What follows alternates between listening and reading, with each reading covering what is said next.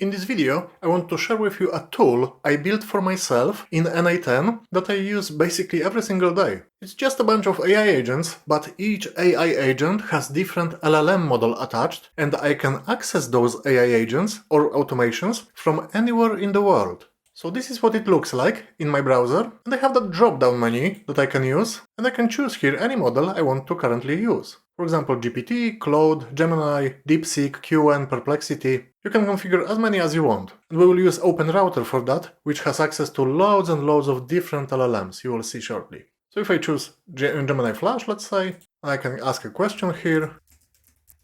And if I want to attach a file, for example a screenshot I took, or the photo, or a text file, whatever I want, I can attach here as well, using that Choose Files button. But let's maybe run it as it is.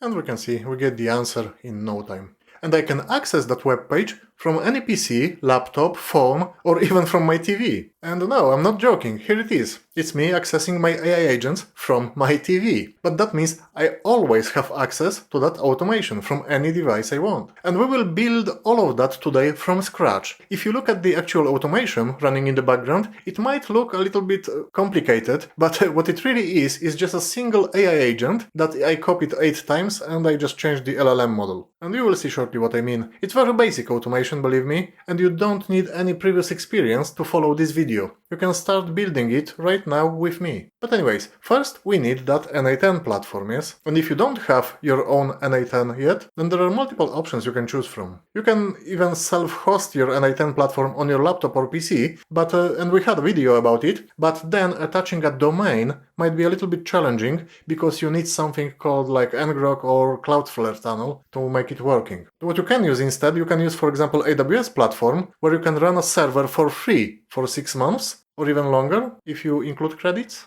Or you can use other cloud providers like Hostinger, which I'm using right now. And I think it's the easiest option, which also automatically provides you a domain, so you don't have to worry about it. And if you wonder, no, Hostinger is not the sponsor of this video. Today's sponsor is Corpobit. And let me tell you about their newest tool called Nexa. Nexa helps you manage multiple cloud profiles across teams and different providers.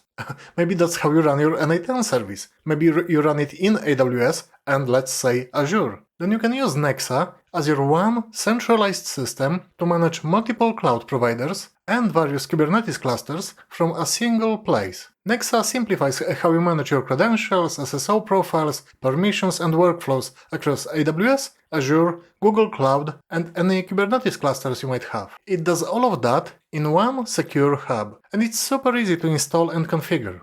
But honestly, even if you work with a single cloud provider, Nexa will still be able to save you a lot of time. You still have to switch between test, dev, stage and prod environments, I guess. Or maybe you even have separate profiles for each region. Then it already becomes very time consuming if you have to switch between those environments many times a day. Nexa lets you switch seamlessly with just a click of a button. And if you manage multiple clouds, then all those benefits just grow exponentially. So make your life easier, guys. No more fiddling with like credentials, SSO logins, etc. You configure everything in one place and you just switch between those different providers with a single click. You no longer need to remember how you connect to this or that location, whether that account uses SSO profile or credentials you may be configured manually. You simply store all of that in Nexa and click a button to connect and manage your infrastructure. You can find the links to Corpobit and to their Nexa product in this video description, so please have a look, as this tool might save you loads and loads of time and make you more productive.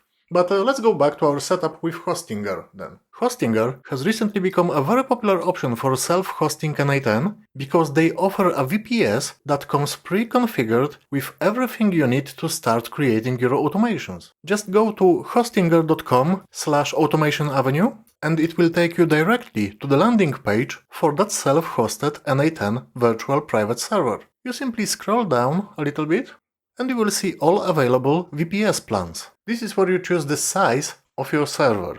Then you choose how long you will need this server for. Hostinger gave me a code that you can use, and the code is Automation Avenue. Once you apply that code, you will get 10% extra off that price. Then you just continue, and you have to register, if you don't have an account already, I mean. I will create a new account, and then it will get you to this page, where you choose a location for your server. I will stick to United Kingdom, it's fine, so I click Next. And here, you can choose either plain OS, you can choose CentOS, Debian, etc. But what we are interested in is the application. And you can choose here, for example, Vanilla n8n. That's what I'm interested in. But you can maybe want to go for the one that has already applied 100 workflows, or maybe so-called n8n in queue mode. But as I said, I'm fine with just n8n. That's what I need. And then you can choose if you want to have malware scanner included. I will leave it as it is, which means I can click Finish Setup now. Now you can click that Manage VPS, which is Virtual Private Server, and this is it. This is your server up and running. And if you click that Manage App button, it will take you straight to your n8n application. It couldn't get any easier. Because I open it for the first time, it will ask me to set up owner account. So you type like email address, your name, the last name, and you create a password. Then you just click Next, just fill in a form, whatever, and that takes you straight to your application. This is your n8n platform up and running. And that's what it looks like right now, and you can create your n8n AI agents and workflow automations. Let's create another one then. I say create workflow here in the top right corner. And we always have to start with the trigger. Let's create that so-called trigger. I click that plus, and I'm looking for n8n form. That's the one, and it says on new form event. And at the very top, you've got very interesting thing. You've got that test URL and production URL. These are the locations, URLs, that you can simply copy and they will work over the internet, because this is fully qualified domain name. That's what I was talking about. If you are self-hosting on laptop or PC, this part is a little bit challenging. But here with Hostinger, you don't even have to think about it. They will provide you with those URLs, which is great. For the time being, let's leave it. Next field is authentication. And yes, we will use the authentication, but for the time being, let's leave it as none. The form title, let's call it just chat. Form description, let's say multiple LLMs.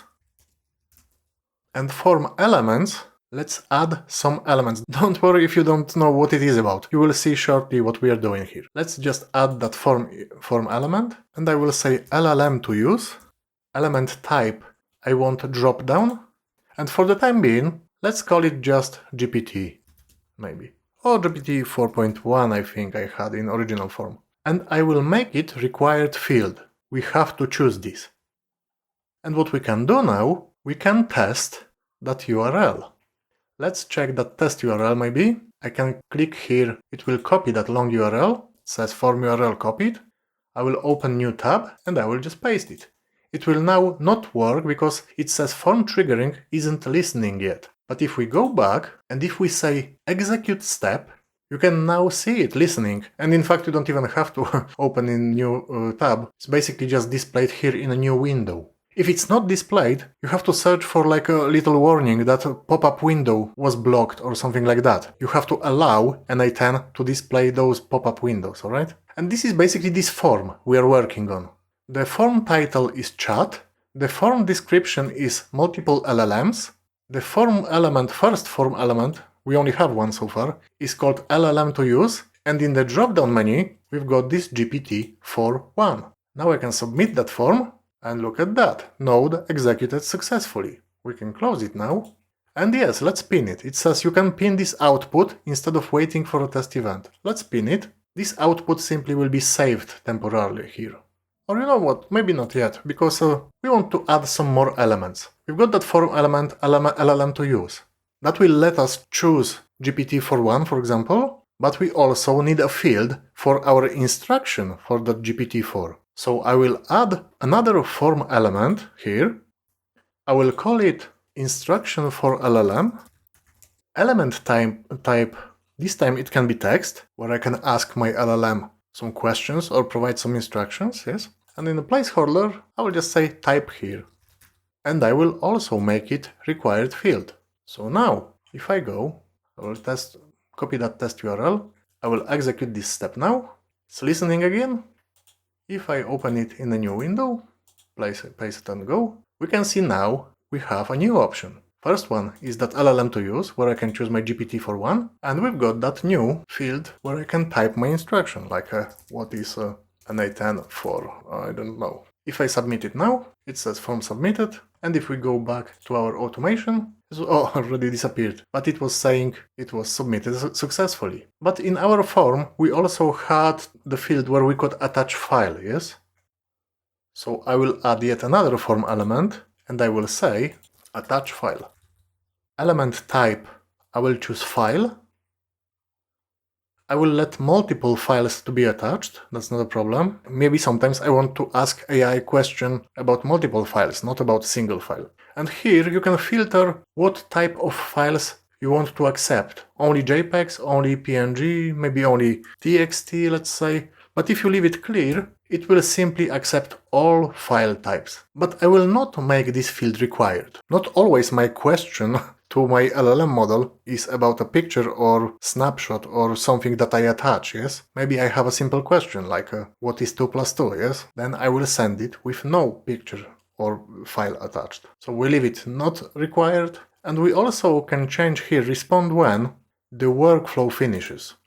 Because we don't want to have it as soon as form is submitted. When we work on our workflow, we want to have a response when workflow is finished, complete workflow including AI agents. So if I execute it now, again, paste and go. Now we have the drop-down menu with a single option, but we have it there. Instruction we can provide, and we can also now attach a file. If I click this button, you can see I can browse for any files I might have, and I can attach them if I want.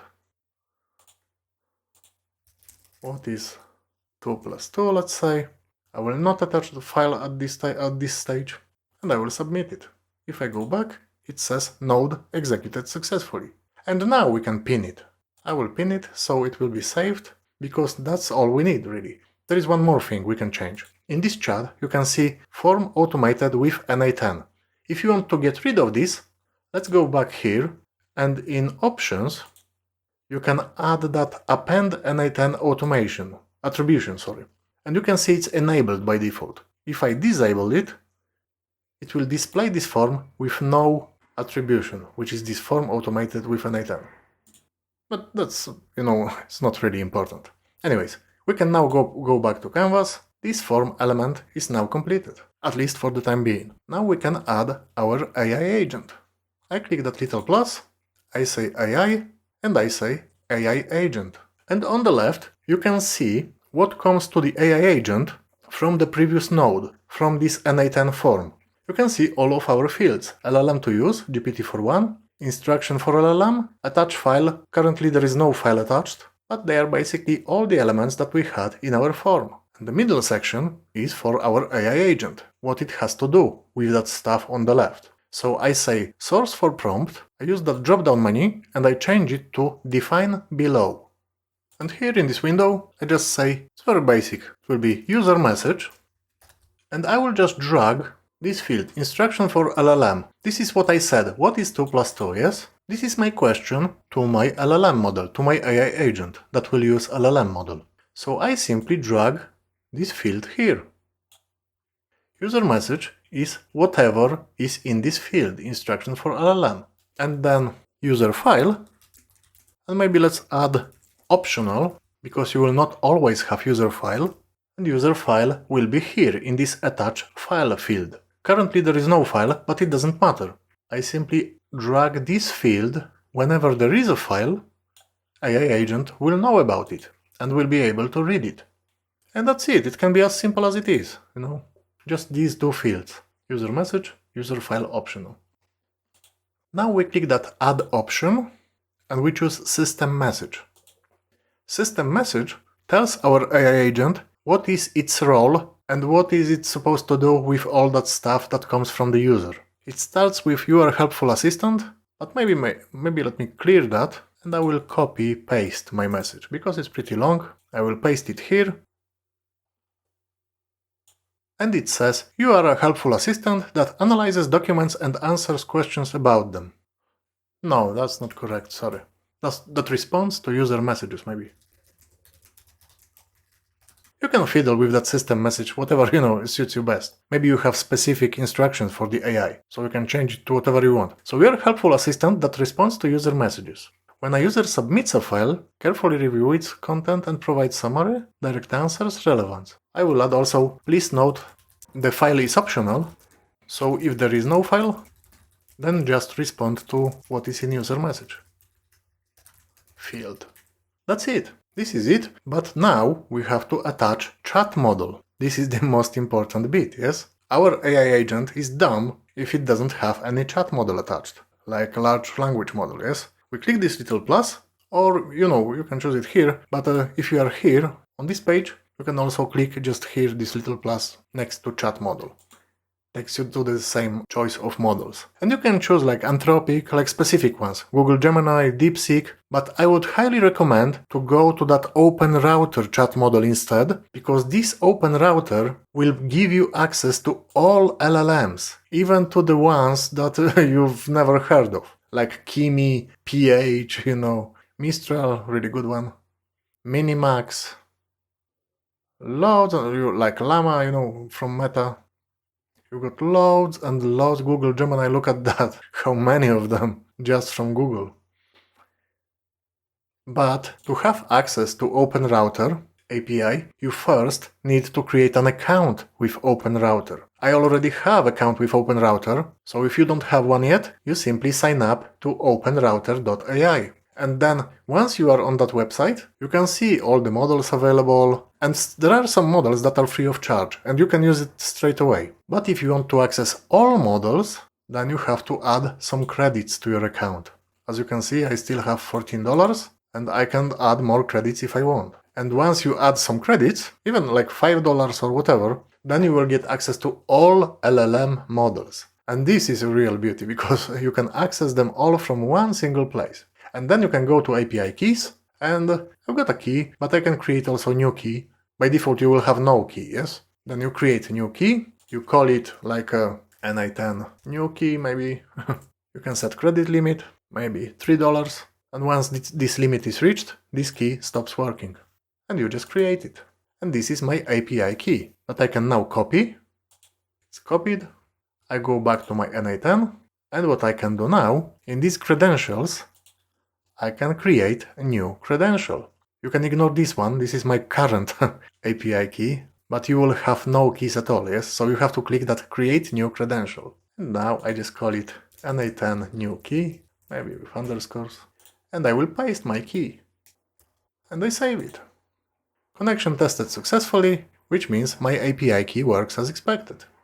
That's what it is. Credential to connect with my API key, it connects me to Openrouter, and the model, yes, let's leave it as it is. GPT 4.1. It's chosen by default, and that's what we also chose in our drop-down menu. That's basically it. We can go back to Canvas, and our AI agent should be completed now. I go back to my form then. I copy my test URL. Let's execute the step. Oh, yes, I can now unpin the data. It's listening for form submission. Let me close the old ones. I will create new one. New tab, paste and go. LLM, we choose GPT 4.1. I ask some silly like, what we already asked, what is 2.2. I submit it, but now this will go. If we go to AI agent, I can say execute step. Now it's executing the step. And the answer is 2.2 equals 4. Which is great. We've got the answer, but we've got the answer only here, yes? We want the answer back on our website. I want this answer here, in my form. I don't want it locally here only, yes? I want this answer to be fed back to my form. So what I do now, I'll go back to Canvas, and we need another node. I click that little plus, and I say n8n. Again, it's n8n form, but now I say form ending. And the page type and n8n form submission, they can be both left as they are. Completion title, I say maybe response from. Let's see what we have available here. These are all the fields I have available, and I want to say that it's response from my LLM that I chose. So I drag this field again. Response from whatever LLM was used. And completion message, is the answer from my AI agent. I actually only have one field from AI agent, and it is output, but that's exactly what I need. I need the output to be here, in my completion message. And that's basically it. If we execute step now, look at that. Another pop-up window, it shows us what the response looks like. And I think it looks okay. It tells me what model was in use, and it gives me the response from my chat model. But what you will see, what you will notice, if we go back, if we save it, I keep forgetting to save sometimes, and I lose part of the work. You have to save as often as possible. And basically, if we go back, if I copy the test URL, if I execute the step, paste and go, GPT, what is 3 plus 3 maybe, submit. If you run it like that, it will not show, that's what you might be tempted to do. It will not show you the answer, yes? What you can, I mean, there are many things you can do, but you can actually make it production now. You say active, you can activate that workflow, and you can use your production URL. You switch to production, you copy this, and now, if you paste it, let's check. What is 3 plus 3? Now you get this response, yes? So there is a little difference, I mean, between test and production links. You have to bear that in mind. But what I also wanted to show you is this field here is very narrow. If you have long output, because this is basic question, 3 plus 3. But what if you like asking about the meaning of life or whatever? The answer might be very long, but this field will be very narrow, so the answer will be like in million different lines. We can make this answer wider, this entire window wider, okay? Let me show you how to do that. Let's go back, and in the last form, if you choose that options, you can see that custom form styling. And if we make it bigger maybe, you can see all the form styling. And what you need to find is dimensions. You can see them here. They are the dimensions of this little window, and we want to make it wider. And what I tend to do is I tend to change from pixels, like 448 pixels. You can change to either 90, let's say VW, it's so-called viewport, or you can simply use percent of the width available, or maybe not even 90, but 98%. Let's use that 98%. And if I close it, now if we run it again, save, remember to save it. Once it's saved, you can just open again, paste and go, GPT, what is 3, maybe what is n8n for, let's choose this one. It will generate longer output. We submit it now, and now you can see this window is much wider. You can play with those settings, this is just one setting. You can change the spacing, you can change the fonts, etc. You know, you can customize it any way you wish. I am not that picky, so I left everything else as it was, but you can play with that if you want. There are many other settings you can change. And believe me or not, but we are nearly there. You will say, Marek, but we only have one large language model, yes? Well, yes, that's true, but it's very easy now to add many more. We simply, let's remove this link here. So we detach that on-form submission. I can simply now highlight everything, and I say duplicate 3 nodes. This is it. Let's rearrange a bit. And here in the middle, we add another node called switch. That will switch between different LLM models. And we create rules. First rule, I will drag LLM to use. That's the only difference between them. And I say, when that LLM to use equals GPT for 1, which is this value, and that's it for now. Let's go back to Canvas. You can see a new connection was created. And when I choose the GPT 4.1, I want this switch to connect to this AI agent, because it uses GPT 4.1 as my LLM model. Now let's go back to this agent, and in Openrouter, I will change it to whatever. Maybe Anthropic Claude Sonnet 4.5. What I have to do now, I have to go to form submission, I have to add that option, I will call it just Claude maybe, That's it. Just remember, whatever you put here, you have to copy. It has to be exactly the same in the following nodes. Like in the switch, I double click on the switch, I add another routing rule. If this field LLM to use will equal to, I will paste my cloud. We go back to canvas. We can see another connection was created, and that is for cloud. That simply will be attached to this AI agent, which uses Cloud as Openrouter chat model. Maybe let's save it now and see if it works. So I say execute workflow, we can test it here, and we can see now two options. I will choose Cloud, and I will ask it, what is n8n for? Maybe let's move it a bit, so we can see which AI agent it goes to. I submit it, and as you can see, it goes to Cloud. Let's wait for a while. And we've got the response from Cloud. n8n is workflow automation, blah blah blah. And this is basically what you have to do. You have to do it for every single agent. If you want more of them, it's super easy. You copy everything again, you duplicate them, and you just... one sec. For this one, let's say I will use DeepSeek.